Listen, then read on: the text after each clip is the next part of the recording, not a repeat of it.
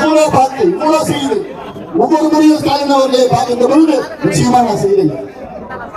நிச்சயமா நான் இடஒதுக்கீடு தனியான கொடுக்கிறேன். ஒரு முறை ஸ்டாலின் அவர்கள் என்ன பார்த்து சொன்னார், ஏங்க இதுக்காக நான் தனியாக அசம்பிளி நடத்தி ஸ்பெஷல் செஷன் வச்சு நான் இடஒதுக்கீடு கொடுக்கிறேன் வந்து சொன்னாங்க. கடைசியில எதுக்கு சொன்னார் தெரியுமா? நம்மளை ஏமாத்தி நீங்க எல்லாம் போராட்டம் பண்ணாதீங்க, நான் எப்படியாவது கொடுக்குறேன்னு சொல்லி சொல்லி சொல்லி சொல்லி அட்டா நாமத்தை போட்டாங்க ஸ்டாலின்.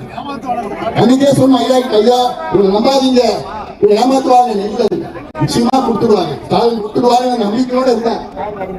ஆனா ஆஸ் யூஷுவல் ஸ்டாலின் ஏமாத்தி அட்டா நாமம் போட்டு அந்த சமுதாயத்தை ஏமாத்தி தமிழ்நாடு வளர்ச்சியை எடுத்து விட்டார்.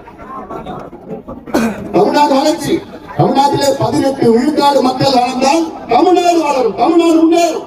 இது சாதாரண கணக்கு, அடிப்படை கணக்கு. அடிப்படை தெரியாத முதலமைச்சர் எதை பத்தி இதுக்கு பிறகும் ஸ்டாலின் அவர்கள் வங்கிகளுக்கு இடஒதுக்கீடு கொடுக்கவில்லை என்றால் அடுத்த கட்ட போராட்டத்துக்கு தயாரானீங்க.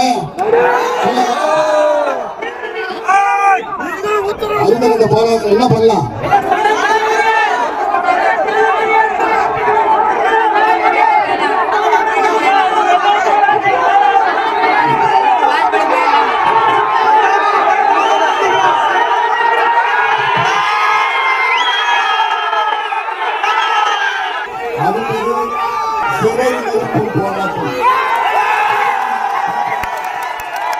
ஜனநாயக வழியில சிறை நிறுத்தும் போராட்டம் அவங்களை பத்தி தெரியும்.